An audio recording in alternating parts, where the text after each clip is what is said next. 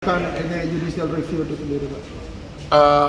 Industri pariwisata termasuk yang sangat strategik, sangat vital dalam perekonomian Indonesia.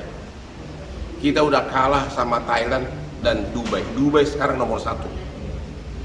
Karena ini industri yang sangat strategik, jadi bisa dikaitkan dengan kepentingan dan kegentingan nasional. Atas dasar itulah agar Pak Jokowi segera mengeluarkan Perpu untuk tidak memberlakukan pajak 40-70% untuk hiburan. Karena tidak ada satupun negara di dunia yang memberlakukan pajak hiburan sampai 75%. Kalaupun ada tinggi seperti di Denmark 40%, tapi seluruh fasilitasnya gratis di sana. Rumah sakit sampai kamu dokter, sekolah pun semua gratis di sana. Di sini coba pegawai spa dapat apa dari pemerintah dari keuntungan pajak selama ini? Kalau ini tidak, kalau seorang customer mau mijit ke spa atau mau ke spa, kalau disuruh bayar pajak 40%, dia akan kabur. Seorang mau ke karaoke, ya, mau nyanyi lagu-lagu zaman dulu, tapi dia disuguhi invoice 40% di luar tarif. Dia nggak akan mau datang lagi. Akhirnya apa? Karaoke-nya tutup. Akhirnya apa? Pegawainya akan PHK. Jadi berakibatnya sangat banyak gitu loh. Putar lagi, Pak. Alasan pemerintah Dimatiin lagi ya, Pak. Jangan per 2 menit ya. Alasan pemerintah salah satunya adalah untuk menaikkan pajak ini tujuannya untuk APBN adalah meningkat karena utang. Semua pajak memang tujuannya meningkatkan pendapatan. Tapi dari siapa dulu? Sekarang maksud dia kalian kasih 75% pajak, nggak ada di dunia sampai 70%, nggak ada. Coba Thailand cuma sampai 5% pajak hiburan. Maksud dia akal nggak? Lain dengan reksadana contoh, banyak orang menyembunyikan uang dengan membeli reksadana. Karena apa? Pajaknya di bawah 5%.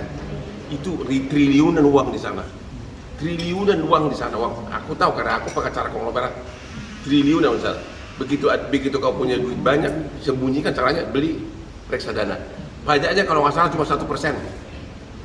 Ya, ini panti pijit loh, spa dong. Coba, nggak ada kemewahan di situ. Coba, di mana ada kemewahannya panti sama karaoke? Masa pajaknya sampai 75%? Pemda nanti kalau mau dia berubah loh. Sekarang 40, tahun depan bisa naik ke 50, tahun depan bisa 75 karena undang-undang mengizinkan dia begitu. Jadi sangat tidak masuk di akal. Bang, itu soal Belum lagi kan dong. Oke. Pengusaha selain bayar harus pajak itu, dia harus bayar pajak PPH di akhir tahun. Ya, kalau dia perorangan 30%, kalau itu badan 22%. Bayangkan coba. Dampaknya bagi pariwisata Bali seperti apa? Nah, itu akan sangat fatal. Lihat aja nanti. Sekarang aja gara-gara tiket mahal, Desember kemarin pariwisata berkurang di Bali. Apa benar kekhawatiran para pelaku usaha nanti banyak wisatawan tuh nggak ke Bali malah ke lebih yang murah ke Thailand? Sudah terjadi karena ongkos ke Thailand cuma 1 juta. Sekarang ini pergi ke Turki, termasuk tiket semua cuma sekian, nggak nyampe 15 juta udah bisa ke Turki. Dubai sekarang adalah pariwisata paling top di dunia.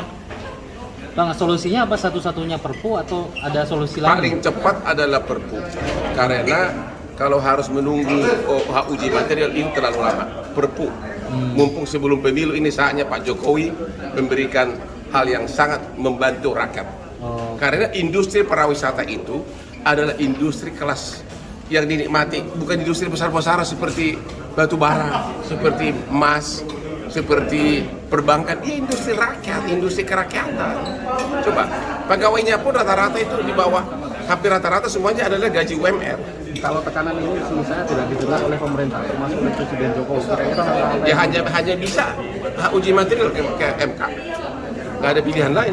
kalau dampaknya apa akan terjadi PHK besar-besaran kalau benar diterapkan? Sekarang gini deh, tanya kepada dirimu, lu kalau pergi karaoke disodori kau harus bayar pajak 40%, lu mau nggak? Gua aja nggak mau. Udah pasti nggak mau lah. Karena itu kan pajak itu dibebankan kepada customer. Jadi nanti akan ada tagihannya. Tarif misalnya 100.000, pajak 40%. Akan begitu. Pada akhirnya customernya akan kabur. Customernya kabur, usahanya tutup, PHK. Apakah upaya Perpu dan uji materi ini juga di Yang saya tahu Tindakan seperti apa? usaha spa di Bali sudah mengajukan. Tapi itu kan hanya khusus bisnis Spanya. Ya. Kalau pengusaha di Jakarta sendiri dan Bali sendiri, abang dapat kabar nggak dengan? Jakarta saya belum fokus karena ini pun di Bali kan karena saya yang terus manasin di Instagram gua karena Bali adalah salah satu barometer pariwisata Indonesia. Biar pemerintah pusat tahu bahwa yang paling kena itu adalah Bali kalau kamu. Kalau dari analisa abang sebenarnya pajak yang cocok buat ini apa tetap 15? Selama ini kan 20%. Itu udah tinggi loh, Bos. Kurang 15 atau 20 saya lupa. 15. Ya, itu udah tinggi loh. Itu udah tinggi karena itu kan hanya satu aspek dari pajak. Iya. Perusahaan itu kan bayar lagi pajak PPh badan. Kalau dia perorangan 30% loh. Dari keuntungan kena kan di akhir tahun. Kalau dia PT 22%. Kalau dia belanja kena PPN. Jadi seluruh hidupnya kena pajak. Sekarang PPN udah naik dari 10 jadi 11%. Bang, ada rencana turun ke jalan nggak, Bang? Thailand kan saat ini untuk pajak hiburan itu kan 5%. Apakah di Indonesia akan diterapkan seperti di Thailand? Kita nggak mengharapkan itu, yang selama ini kan sekitar 15%. Yaitu jangan dinaikkan yang sudah ada, yang cuma 15%.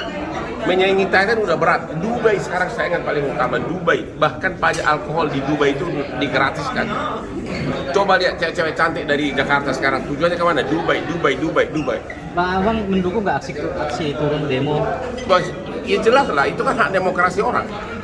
Artinya mendukung menolak. Sekarang logikanya masuk di akal. Coba kau jalan di Legian sana, lihat itu cewek-ceweknya lagi duduk nunggu customer, ya kan? Coba, itu kan industri termasuk UMKM karena kelas bawah kan. Iya. Coba, begitu bule datang, hey, how much katanya, misalnya 100.000, but you have to pay tax 40%. Apa dia nggak kabur? Mana ada orang bayar pajak, biji kaki bayar pajak 40%. Ya, ini keterlaluan ini undang-undang. Kayaknya diselipkan oleh oknum tertentu di DPR dan tidak dinotis oleh DPR lainnya sama pemerintah. Karena kita pun nggak tahu, baru tahu sesudah dipanggilin sama Pemda. Apa? Aku nggak sampai ke sana analisa saya. Yang jelas ini sepertinya DPR, sebagian besar DPR pasti akal sehatnya masih jalan. Cuma mungkin dia nggak perhatian, nggak ngasih waktu. Mungkin dia bolos atau apa, kita nggak tahu. Ya kan? Dia nggak baca undang-undangnya, main setuju aja. Saya yakin mereka kalau sebagian besar mereka akan mengatakan ini tidak benar.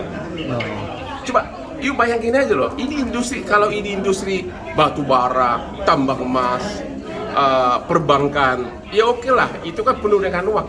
Coba lu bayangin kalau sekarang jalan di daerah Legian itu yang itu cewek-cewek yang biji itu nunggu 10 orang, nunggu customer belum datang. Begitu datang, hey sir, 40% tax. Ya kabur dong. Bang Oman tapi pernah tahu nggak kenapa alasan pemerintah? Nggak tahu, kita juga baru tahu undang-undang ini. Kayaknya ini diselipkan oleh beberapa orang DPR, yang lain nggak baca. Ya. Download Tribun X sekarang, menghadirkan lokal menjadi Indonesia.